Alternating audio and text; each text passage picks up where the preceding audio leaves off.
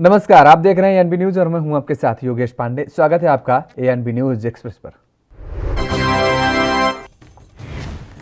BJP की राष्ट्रीय कार्यकारिणी की बैठक का उद्घाटन पीएम नरेंद्र मोदी और पार्टी अध्यक्ष जेपी नड्डा ने किया। बैठक में लगभग 342 नेताओं ने भाग लिया। पीएम मोदी ने बहुत संक्षिप्त और भावनात्मक भाषण दिया, जिसमें उन्होंने संगठन में सेवा भावना से काम करने का संदेश दिया।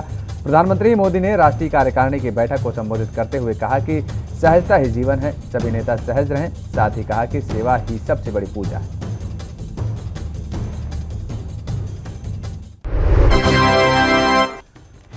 पार्टी की राष्ट्रीय कार्यकारिणी की बैठक में प्रधानमंत्री नरेंद्र मोदी, गृह मंत्री अमित शाह और बीजेपी अध्यक्ष जेपी नड्डा भी शामिल रहे। इस मीटिंग के दौरान 7 राज्यों में होने वाले आगामी चुनावों की रणनीति के बारे में चर्चा हुई। बता दें कि अगले साल यानी 2022 में 7 राज्यों गोवा, मणिपुर, पंजाब, उत्तर प्रदेश, उत्तराखंड, हिमाचल प्रदेश और गुजरात में विधानसभा चुनाव होने वाले हैं।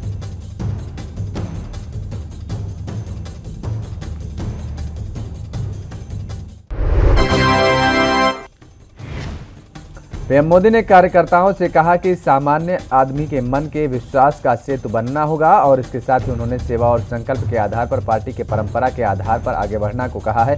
उन्होंने कहा कि पिछले 19 महीने के कार्यकाल में केवल राजनीति नहीं बल्कि सेवा को जिस तरह आधार बनाया गया, उससे देश की राजनीति में जोड़कर आगे बढ़ाया जा सकता है।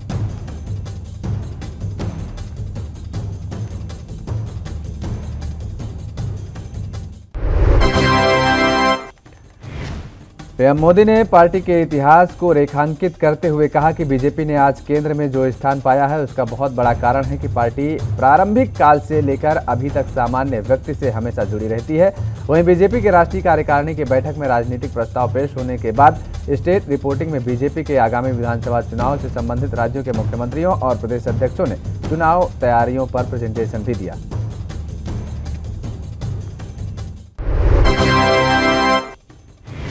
बैठक के बाद केंद्रीय मंत्री भूपेंद्र यादव ने बताया कि पार्टी के राष्ट्रीय कार्यकारिणी की बैठक के समापन संबोधन में प्रधानमंत्री ने आने वाले समय में भाजपा की कार्य नीति को बनाने के लिए एक बड़ा मंत्र सभी कार्यकर्ताओं को दिया है।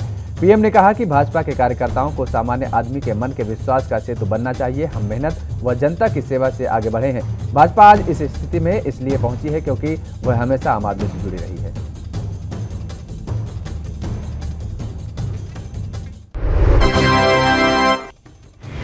केंद्रीय मंत्री ने बताया कि दूसरे सत्र में गोवा, उत्तराखंड, मणिपुर और उत्तर प्रदेश के मुख्यमंत्रियों और प्रदेश अध्यक्ष के द्वारा आने वाले समय में भाजपा चुनाव के संबंध में पूरा विषय रखा गया।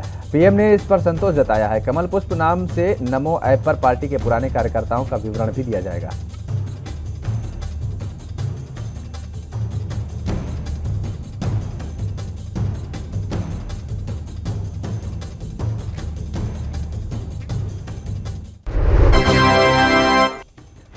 'पंजाब सरकार ने रविवार को प्रदेश के लोगों को बड़ी राहत दी है। सरकार ने पेट्रोल व डीजल की कीमतों को क्रमशः 10 रुपये प्रति लीटर और 5 रुपये प्रति लीटर कम करने का फैसला किया है। सरकार का यह फैसला आज आधी रात से प्रभावी होगा। पंजाब के मुख्यमंत्री चरणजीत सिंह चन्नी ने इसकी जानकारी दी।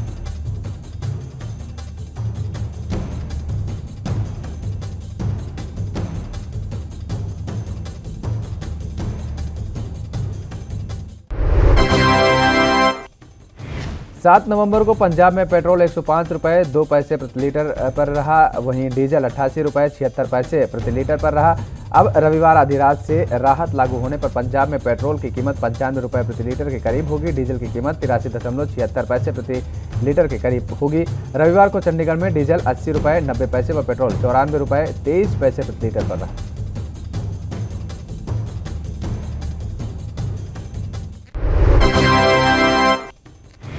दिल्ली एनसीआर में वायु प्रदूषण के चलते डॉक्टरों और पर्यावरण विशेषज्ञों ने हेल्थ इमरजेंसी बताते हुए गहरी चिंता व्यक्त की है। पर्यावरणविद विमलेंदु झा ने कहा है कि हमारा उत्तर भारत में वर्तमान वायु प्रदूषण संकट की गंभीरता को समझना बहुत महत्वपूर्ण है। उन्होंने इसे हेल्थ इमरजेंसी जैसी स्थिति बताते हुए कहा कि पराली जलाने का इस स्थिति में बड़ा योगदान है।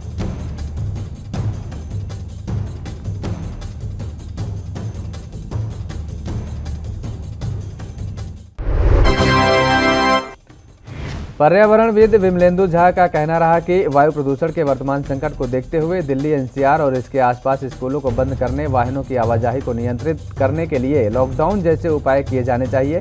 उनका मानना है कि शायद अगले 1 हफ्ते के लिए निर्माण गतिविधियों पर रोक लगनी चाहिए।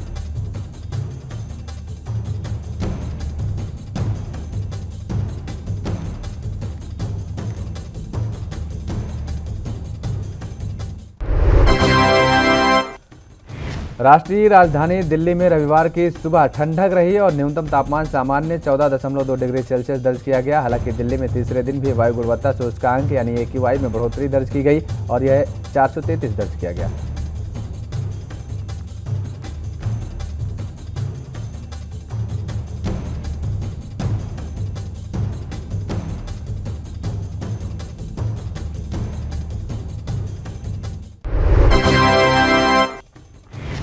राज्यसभा सदस्य संजय राउत ने मोदी सरकार पर निशाना साधते हुए कहा कि प्रधानमंत्री नरेंद्र मोदी सभी सरकारी संपत्तियों का निजीकरण कर रहे हैं। क्या जेलों और केंद्रीय जांच एजेंसियों का निजीकरण कर दिया गया है? क्या जेलें आपकी निजी संपत्ति है? माना जा रहा है कि राउत का यह निशाना भाजपा नेता किरीट सोमैया की तरफ था। दरअसल महाराष्ट्र के पूर्व गृहमंत्री अनिल देशमुख की गिरफ्तारी के बाद किरीट सोमैया ने शिवसेना, एनसीपी और कांग्रेस पर निशाना साधा था।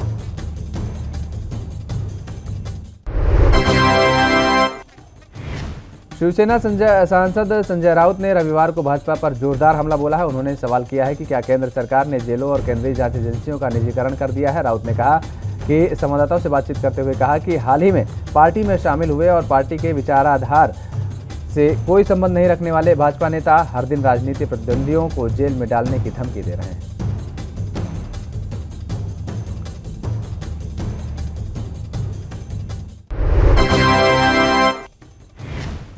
उत्तर प्रदेश के कानपुर में जीका का कहर और बढ़ गया है। कानपुर में एक महिला समेत 10 लोगों में जीका वायरस की पुष्टि हुई है। शहर में अब कुल संक्रमितों की संख्या 89 पहुंच गई है।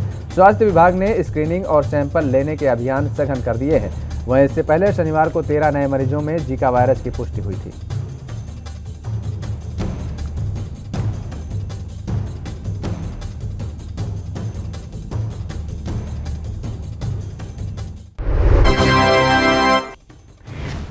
वाइस एडमिरल कृष्णा स्वामीनाथन को भारतीय नौसेना के पश्चिमी कमान का नया चीफ ऑफ स्टाफ नियुक्त किया गया है। रक्षा मंत्रालय ने रविवार को बताया कि वाइस एडमिरल स्वामीनाथन ने बीते 4 नवंबर को कार्यभार संभाल लिया था। 1 जुलाई 1987 को नौसेना में शामिल हुए स्वामीनाथन संचार और इलेक्ट्रॉनिक युद्ध के विशेषज्ञ हैं।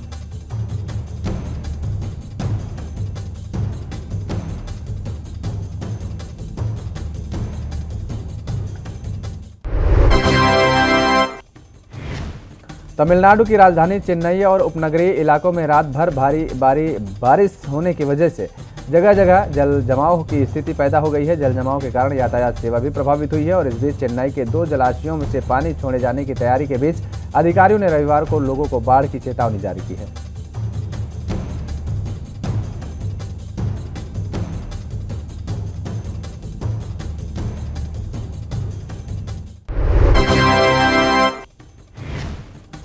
चेन्नई के कोरातुर, पेरंबूर, अन्नासलाई, टी नगर, गिंडी, अड़यार, पेरनगुंडी, OMR सहित चेन्नई के कई इलाकों में जलभराव की सूचना है। आसपास के इलाकों में बाढ़ के वीडियो और तस्वीरें पोस्ट करने के लिए निवासियों ने सोशल मीडिया का सहारा लिया।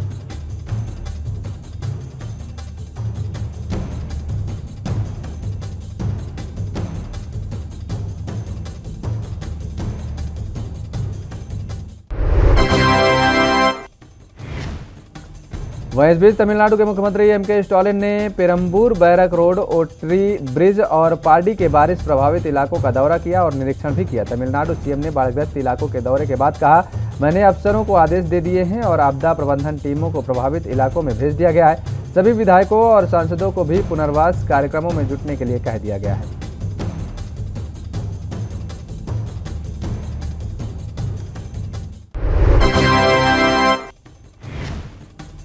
केंद्रीय मंत्री धर्मेंद्र प्रधान ने प्रेस कॉन्फ्रेंस कर बताया कि कोरोना त्रासदी ने हम सबको करीब 2 साल से घेर कर रखा है। उन्होंने कहा कि काफी वक्त के बाद बीजेपी की बैठक का आयोजन हुआ। प्रधान ने कहा कि इस बार पार्टी ने अनोखी पहल की है, जिसमें पीएम मोदी समेत सभी प्रतिनिधियों ने डिजिटल रजिस्ट्रेशन हुआ है, जिसमें 342 सदस्य मौजूद रहे हैं। धर्मेंद्र प्रधान ने कहा कि बैठक को संबोधित करते हुए जेपी नड्डा ने बंगाल के लोगों को विधानसभा चुनाव में समर्थन देने के लिए धन्यवाद कहा है। कांग्रेस नेता राहुल गांधी लगातार केंद्र सरकार को घेरते हुए नजर आ रहे हैं। इस बार फिर कुछ ऐसा ही हुआ है, जब राहुल गांधी ने एक ट्वीट के जरिए केंद्र सरकार पर तंज कसते हुए लिखा है कि जो पहले मध्य वर्ग में थे अब गरीब हैं, जो पहले गरीब थे अब कुचले जा रहे हैं, जहां कहां गए जो कहते थे अच्छे दिन आ गए हैं। बता दें कि आगामी विधानसभा चुनाव के लिए सभी पार्टियों ने अपनी तैयारी मजबूत कर ली है।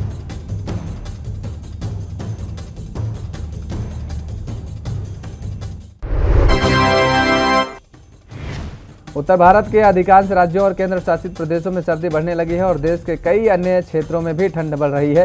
तो वहीं भारत मौसम विज्ञान विभाग की तरफ से कल के लिए महाराष्ट्र के 2 जिलों में येलो अलर्ट जारी किया गया है। मौसम की भविष्यवाणी के अनुसार राज्य की राजधानी मुंबई सहित अन्य उपनगरीय में हल्की बारिश होने की संभावना है।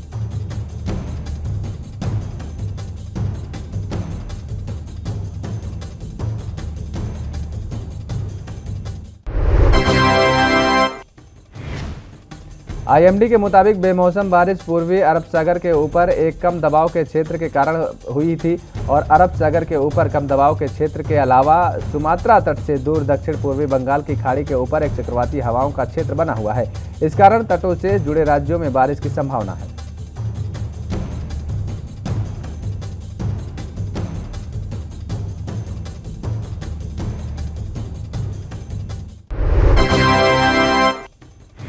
महाराष्ट्र के मंत्री और एनसीपी नेता नवाब मलिक आज फिर प्रेस के सामने आए हैं और क्रूज ड्रग्स से जुड़े कई बड़े दावे किए हैं। उन्होंने आरोप लगाया है कि मोहित कंबोज के साले के जरिए ट्रैप लगाई गई और वहां आर्यन खान को पहुंचाया गया। किडनैप कर 25 करोड़ की फिरौती मांगने का खेल हुआ। डील 18 करोड़ में हुई। 50 लाख रुपए उठाए गए पर एक सेल्फे ने खेल बिगाड़ दिया।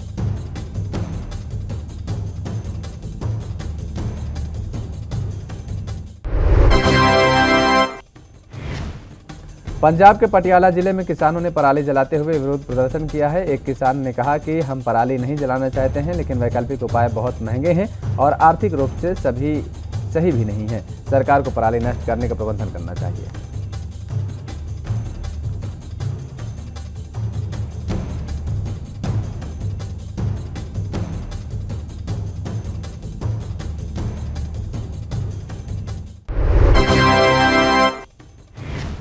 बीजेपी की राष्ट्रीय कार्यकारिणी की वर्चुअल बैठक में भोपाल से मुख्यमंत्री शिवराज सिंह चौहान और प्रदेश अध्यक्ष वी.डी. शर्मा सहित कई नेता शामिल हुए। इसके साथ ही आपको बता दें कि पूर्व मुख्यमंत्री उमा भारती भी शामिल होने वाली थी, लेकिन वो केदारनाथ में होने से नहीं आ सकी। भोपाल से मुख्यमंत्री शिवराज सिंह चौहान, प्रदेश अध्यक्ष वी.डी. शर्मा, संगठन महामंत्री सुहास भगत, प्रदेश प्रभारी मुरलीधर राव शामिल हुए। फिलहाल रुकते हैं एक छोटे से ब्रेक के लिए। ब्रेक के बाद फौरन हाजिर होते हैं।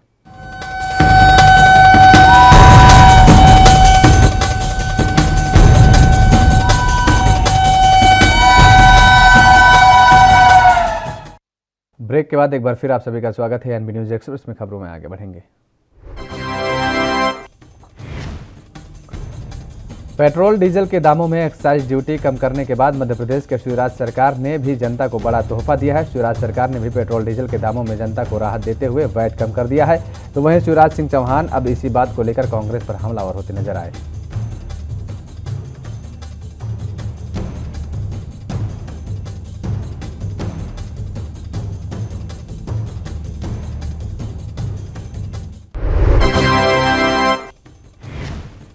कांग्रेस पर हमला करते हुए शिवराज सिंह चौहान ने कहा कि पेट्रोल डीजल की कीमतों को लेकर कांग्रेस घड़ियाली आंसू बहाती है। सोनिया गांधी और राहुल बाबा बताएं कि अब केंद्र सरकार ने इनकी कीमतों में कमी की है और बीजेपी शासित राज्यों में वैट और अतिरिक्त कर कम कर दिया गया है।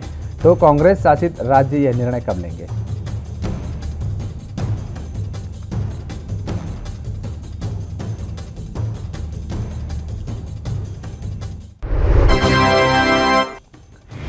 पेट्रोल डीजल की कीमतों पर सियासी खींचतान के बीच सीएम भूपेश बघेल ने कहा कि केंद्र सरकार को पहले पेट्रोल पर वैट में की गई बढ़ोतरी की पूरी तरह वापस लेना चाहिए। सीएम बघेल ने कहा कि यूपीए सरकार के समय टैक्स 9 रुपए के आसपास था, आज 32 रुपए तक बढ़ गया है। जहां तक छत्तीसगढ़ का सवाल है तो छत्तीसगढ़ में अब भी पेट्रोल पर रमन सरकार के कार्यकाल जितना ही वैट लागू है। हमने राज्य में वैट पर कोई बढ़ोतरी नहीं की है।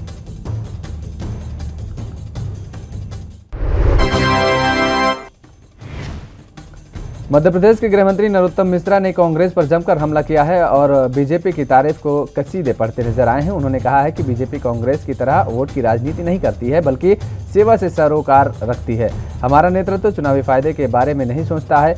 तो उपचुनाव से पहले पेट्रोल डीजल पर उत्पादन शुल्क घटा था, लेकिन हमने उपचुनाव के बाद जनहित में यह कदम उठाया है।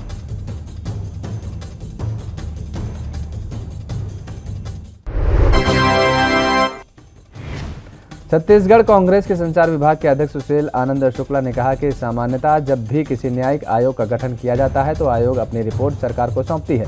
उन्होंने कहा कि झीरम नरसंहार के लिए गठित जस्टिस प्रशांत मिश्रा आयोग की रिपोर्ट सरकार के बदले राज्यपाल को सौंपना ठीक नहीं है। सुशील आनंद शुक्ला ने कहा कि जब आयोग का गठन किया गया तब इसका कार्यकाल 3 महीने का था।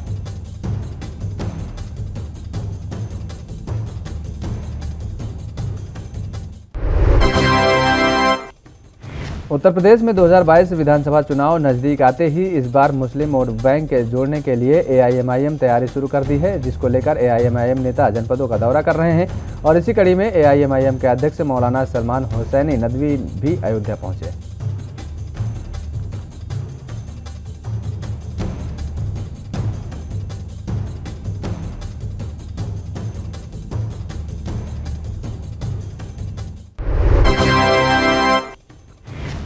नदवी ने अयोध्या पार्टी कार्यालय पर समर्थकों के स्वागत किया गया। मौलाना सलमान हुसैनी नदवी साहब ने कहा कि इस्लाम और राजनीति अलग अलग नहीं है, बल्कि दोनों का घनिष्ठ संबंध है।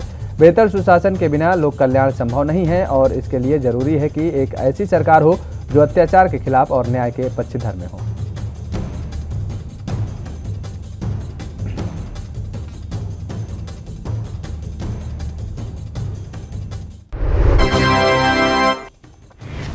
जिला निर्वाचन अधिकारी अभिषेक प्रकाश पंचायत प्रमुख निर्वाचन 2021 के मद्देनजर आज अचानक विकासखंड माल पहुंचे और नामांकन प्रक्रिया का जायजा लिया। उन्होंने बताया कि पंचायत प्रमुख निर्वाचन 2021 के मद्देनजर आज से नामांकन प्रक्रिया आज से शुरू हो गई है और जिसके दृष्टिगत आज जिला निर्वाचन अधिकारी ने विकासखंड माल का निरीक्षण किया है।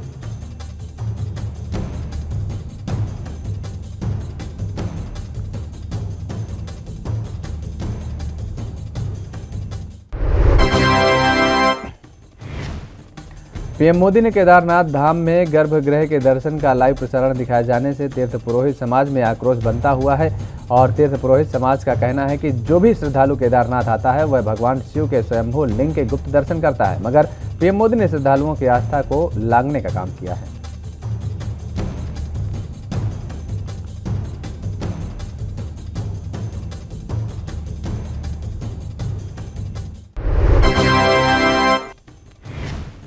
तीर्थ पुरोहित समाज ने कहा कि पीएम मोदी ने गर्भगृह के अंदर का लाइव प्रसारण दिखाने के साथ ही केदारनाथ धाम मंदिर परिसर में राजनीतिक मंच भी लगाया। वहीं तीर्थ पुरोहित समाज ने कहा कि देवस्थानम बोर्ड को लेकर तीर्थ पुरोहितों का आंदोलन जारी रहेगा। जब तक सरकार बोर्ड को भंग नहीं करती है तब तक आंदोलन चलता रहेगा।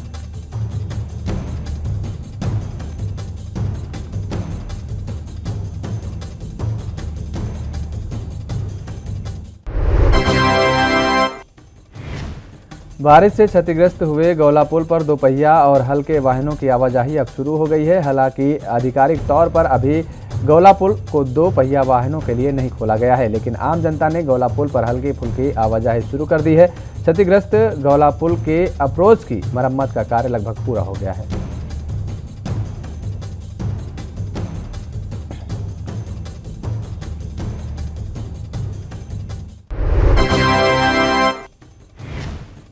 उम्मीद जताई जा रही है कि अगले 2 दिन में गौला पुल से वाहनों की आवाजाही शुरू की जाएगी, जिसके बाद हल्द्वानी से गौला पुल, टनकपुर और चंपावत जाने वाले यात्रियों को राहत मिलेगी। गौरतलब है कि 18 अक्टूबर को भारी बारिश के चलते बड़ा पुल का एक हिस्सा क्षतिग्रस्त हो गया था, जिसके बाद हल्द्वानी का गौलापुर, सितारगंज और खटीमा आदि इलाकों से संपर्क पूरी तरह कट गया था।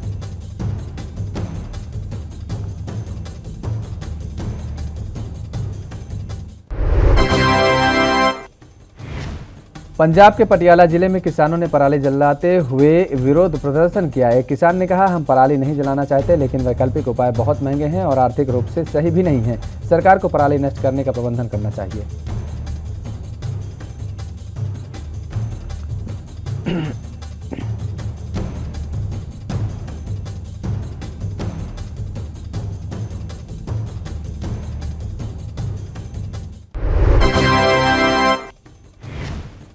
मुक्तसर साहिब के बस स्टैंड पर 2 महिलाओं के बीच मारपीट शुरू हो गई।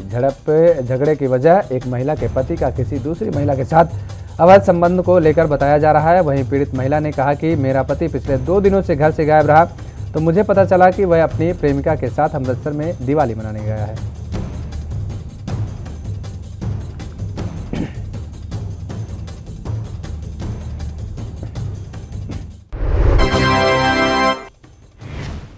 बीजेपी सांसद अरविंद शर्मा के आंख निकालने और हाथ काटने वाले बयान पर बादली विधायक कुलदीप वत्स ने कड़े शब्दों में निंदा की है। उन्होंने कहा है कि सत्ता के नशे में चूर बीजेपी सांसद डॉक्टर अरविंद शर्मा भूल गए हैं कि ये जनता है, ये सब जानती है भाजपा की नीति और नियत क्या है।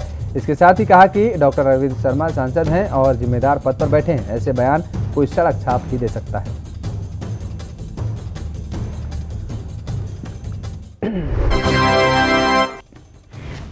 डीएपी खाद की किल्लत को दूर करने के लिए रविवार को झज्जर में रैक लगाया जा रहा है, ताकि जिससे कि किसानों को खाद की परेशानी का सामना करना ना पड़े।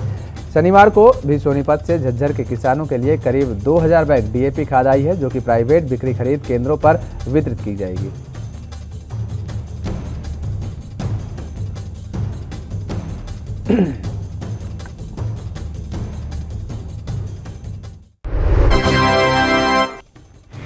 इनेलो सुप्रीमो और पूर्व मुख्यमंत्री ओम प्रकाश चौटाला ने कहा है कि वो अभी ऐलनाबाद चुनाव से फ्री हुए हैं। दिवाली मनाने के बाद अब फिर दिल्ली जा रहे हैं। विपक्ष के सभी नेताओं से मुलाकात की जाएगी। उनका पूरा प्रयास होगा कि सभी विपक्षी पार्टियों को साथ मिलाकर तीसरे मोर्चे का गठन किया जाए। उन्होंने कहा कि कांग्रेस और बीजेपी दोनों से लोग परेशान हैं।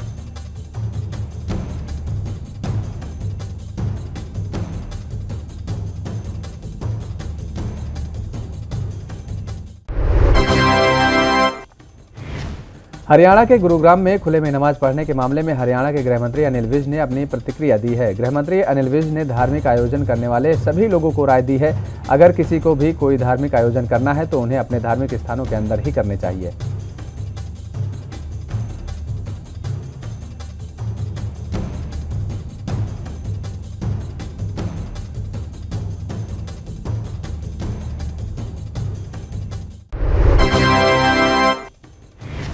हरियाणा के गृह मंत्री अनिल विज ने रास्तों पर बिना प्रशासन की इजाजत के ऐसे आयोजन करने से बचना चाहिए। वहीं किसान नेताओं को लेकर विज ने कहा है कि किसान नेता अनजान कारणों से बातचीत में शामिल नहीं होना चाहते हैं, जबकि सरकार कई बार बातचीत का न्योता दे चुकी है।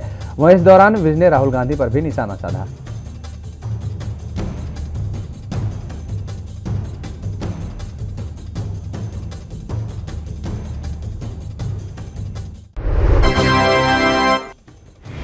उत्तराखंड के मुख्यमंत्री पुष्कर सिंह धामी से प्रदेश के अलग अलग गुरुद्वारों के प्रतिनिधियों ने भेंट की। प्रतिनिधिमंडल के सदस्यों ने हेमकुंड साहिब रोपवे के लिए मुख्यमंत्री के जरिए प्रधानमंत्री नरेंद्र मोदी का आभार व्यक्त किया। उन्होंने संयुक्त रूप से मुख्यमंत्री को शाल भेंट कर उनको इस ऐतिहासिक कार्य के लिए शुभकामनाएं दी।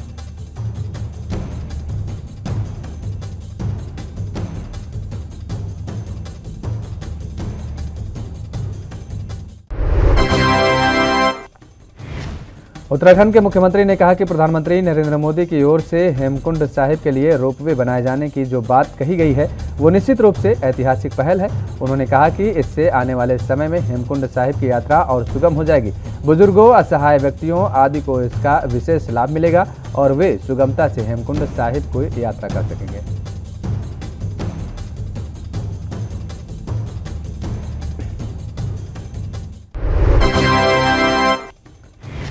मुख्यमंत्री पुष्कर सिंह धामी ने रविवार को मुख्यमंत्री आवास में भारत स्काउट एवं गाइड के स्थापना दिवस के अवसर पर भारत स्काउट गाइड के स्टेट चीफ कमिश्नर सीमा जौनसारी के नेतृत्व में भारत स्काउट एवं गाइड के प्रतिनिधिमंडल ने शिष्टाचार भेंट की। उन्होंने मुख्यमंत्री को ध्वज का स्टिकर लगाकर सम्मानित किया। इस अवसर पर मुख्यमंत्री ने अपना अंशदान देते हुए कहा कि अनुशासन, सेवा भाव और परोपकार को बढ़ावा देने में भारत स्काउट एवं गाइड की अहम भूमिका रहती है।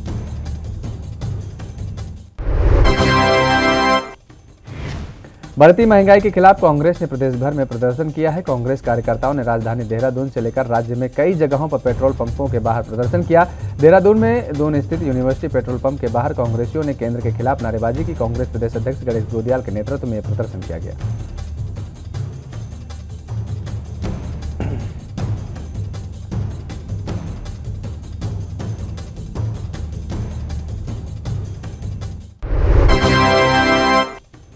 उत्तराखंड में सोमेश्वर तहसील के तहत ब्लॉक कांग्रेस कमेटी सोमेश्वर ने बाजार के मुख्य पेट्रोल पंप पर धरना देकर सरकार के खिलाफ आवाज बुलंद की। महंगाई के विरोध में नारे लगाते हुए कांग्रेसियों ने बीजेपी के डबल इंजन सरकार को चेताया कि अगर सरकार जल्दी से इनको दामों को कम नहीं करती है तो 2022 में इनको जनता सबक सिखाएगी।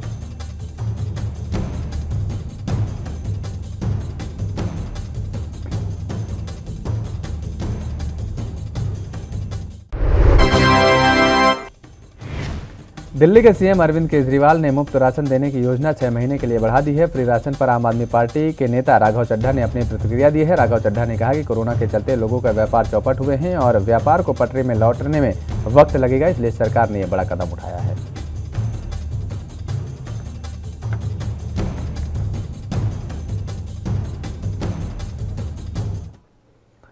एएनबी न्यूज एक्सप्रेस में फिलहाल इतना ही। देश और दुनिया की तमाम खबरों के लिए आप बने रहिए एएनबी न्यूज के साथ।